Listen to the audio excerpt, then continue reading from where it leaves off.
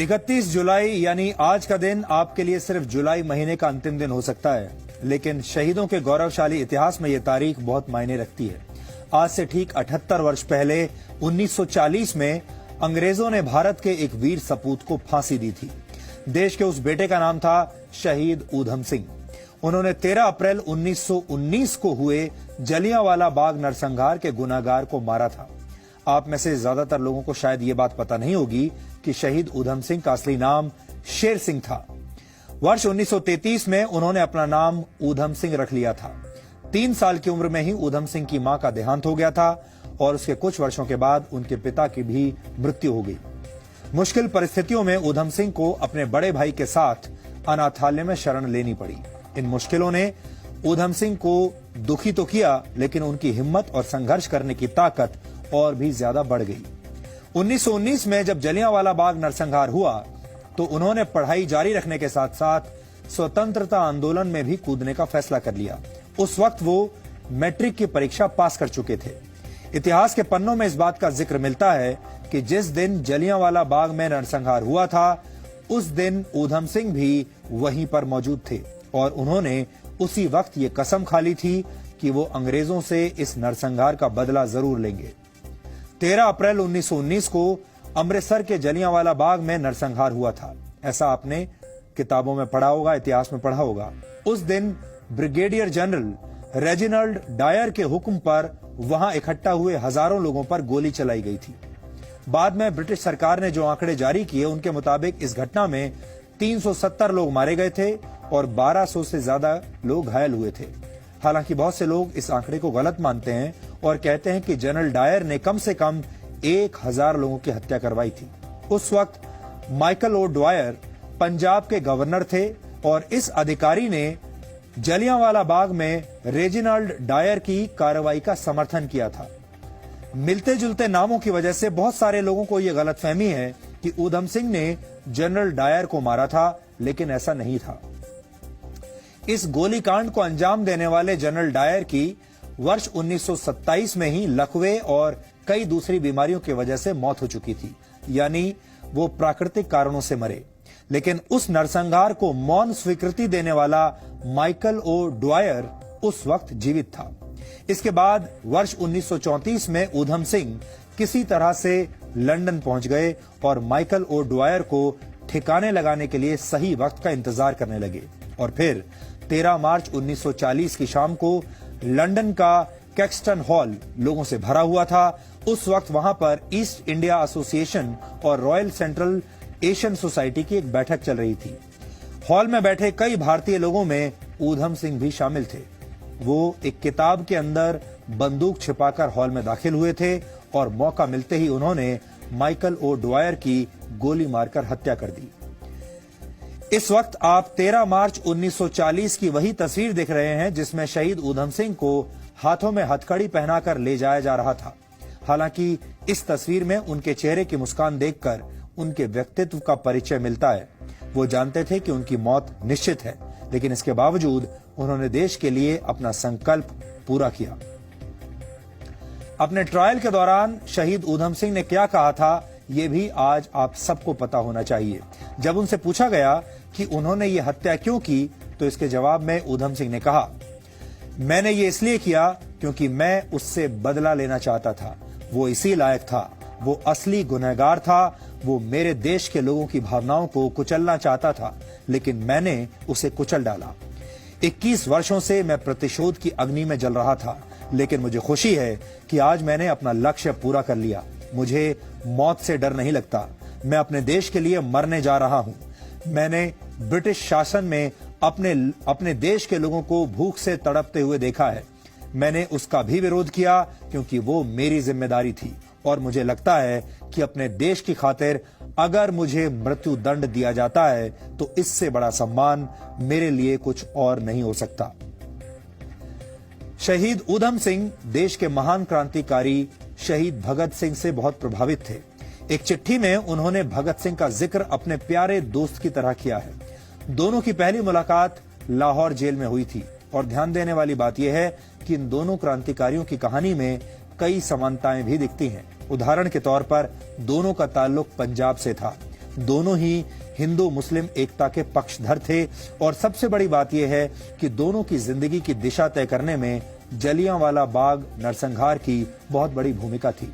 इसलिए आज देश की युवा पीढ़ी को शहीद ऊधम सिंह के जीवन से शिक्षा लेने की जरूरत है।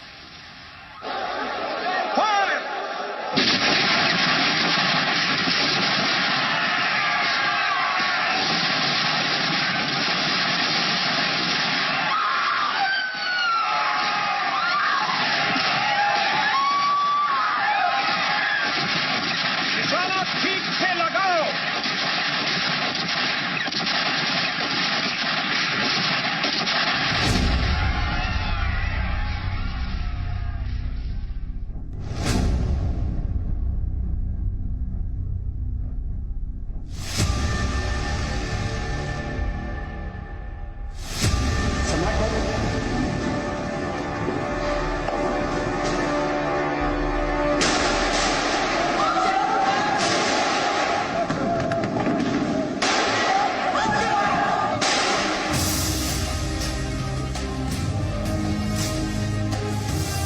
शहीद ऊधम सिंह की 78 वर्ष पुरानी तस्वीरों में उनके चेहरे पर खिली मुस्कान साबित करने के लिए काफी थी कि उन्होंने अंग्रेजों से अपना 21 साल पुराना बदला पूरा कर लिया था।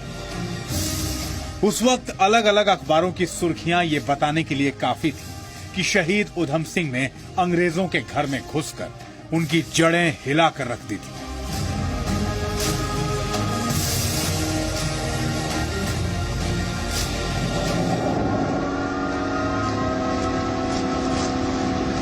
तेरह मार्च 1940 की उस शाम लंदन का कैक्सटन हॉल लोगों से खचाखच भरा हुआ था। वहां एक बैठक हो रही थी और हॉल में बैठे कई भारतीयों में से एक ऐसा भी था जिसके ओवरकोट में एक मोटी किताब थी। ये किताब एक खास मकसद के साथ यहाँ लाई गई थी क्योंकि इसके भीतर के पन्नों को चतुराई से काटकर इसमें एक रिवॉल्वर रख दिया गया था। बैठक खत्म हुई, सब लोग अपनी अपनी जगह से उठकर जाने लगे। इसी दौरान इस भारतीय ने वो किताब खोली, माइकल नाम पुकारा और रिवॉल्वर निकालकर बैठक के वक्ताओं में से एक माइकल ओ डायर पर फायरिंग कर दी।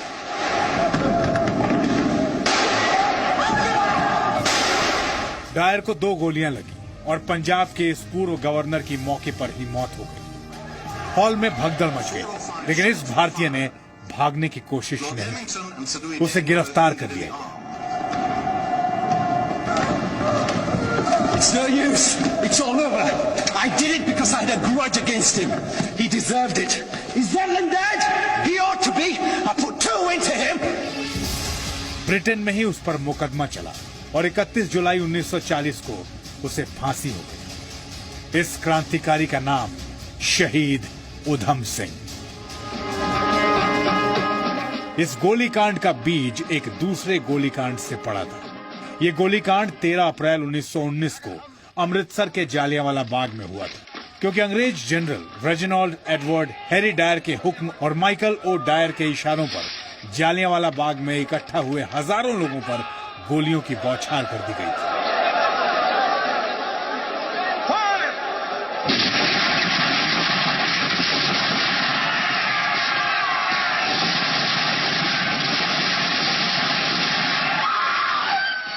और इसी नरसंहार का बदला लेने के लिए शहीद ऊधम सिंह ने लंदन में जाकर हजारों गुनहगारों की निर्मम हत्या का हिसाब चुकता किया। हालांकि इतिहासकारों का एक वर्ग ये भी मानता है कि डायर की हत्या के पीछे ऊधम सिंह का मकसद जालियांवाला बाग का बदला लेने के अलावा ब्रिटिश सरकार को एक कड़ा संदेश देना और भारत में क्रांति की आग को भड़काने का भी था।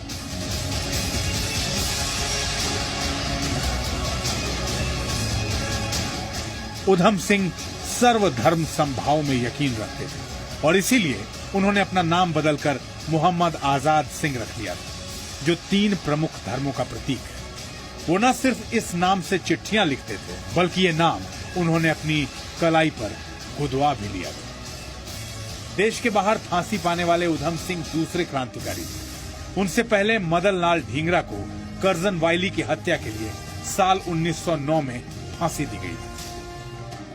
संयोग देखिए कि 31 जुलाई को ही उधम सिंह को फांसी हुई और 1974 में इसी तारीख को ब्रिटेन ने इस क्रांतिकारी के अवशेष भारत को सौंपे थे। हालांकि ये भी एक विडंबना ही है कि जिस जालियांवाला बाग के लिए शहीद उधम सिंह ने हंसते हंसते मौत को गले लगा लिया, उस नरसंहार के लिए ब्रिटेन की सरकार आज तक माफी नहीं मांग पाई है।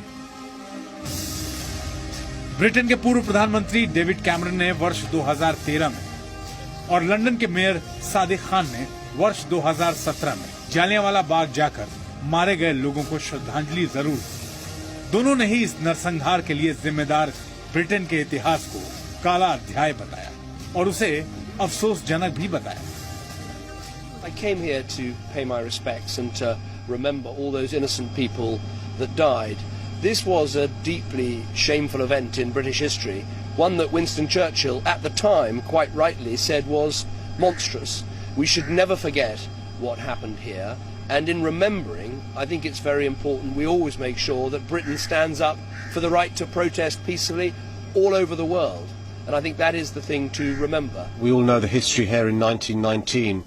On the eve of the Vaisakhi celebrations, Indians, Sikhs, Hindus, Muslims and others were peacefully protesting against the British rule, and in response to that peaceful protest and the Rowlatt Act, General Dyer and British soldiers closed the gates in the thin alleyway and opened fire on men, women and children. And I've seen the well for myself, where the women and children fled and eventually died. And my view is that the British government should apologise for the Jallianwala Bagh shootings. Some people use the word massacre, and it's important to apologise for the errors done in the past. हालांकि ये एक कड़वा सत्य है कि Britain की सरकार आज भी जालियांवाला बाग नरसंहार को डीपली शेमफुल एक्ट कहकर संबोधित करती है, लेकिन अपनी हैवानियत पर माफी नहीं मांगती। ब्यूरो रिपोर्ट, जी मीडिया। वैसे हमारे देश की एक दुखद विडंबना यह है कि देश के लिए अपने प्राणों की आहुति देने वाले वीर सपूतों की कहानी इतिहास और किताबों के पन्नों में तो मौजूद है, लेकिन जब उनकी शहादत को सच्ची श्रद्धांजलि देने की बारी आती है तो कोई उन्हें याद नहीं करता। अगर हमें नए भारत का निर्माण करना है तो हमें इस सोच से मुक्ति पानी होगी, क्योंकि ऐसे महानायक सदियों में एक बार ही जन्म लेते हैं। इसीलिए आज हमने देश के युवाओं का परिचय शहीद उधम सिंह से कराने का फैसला लिया।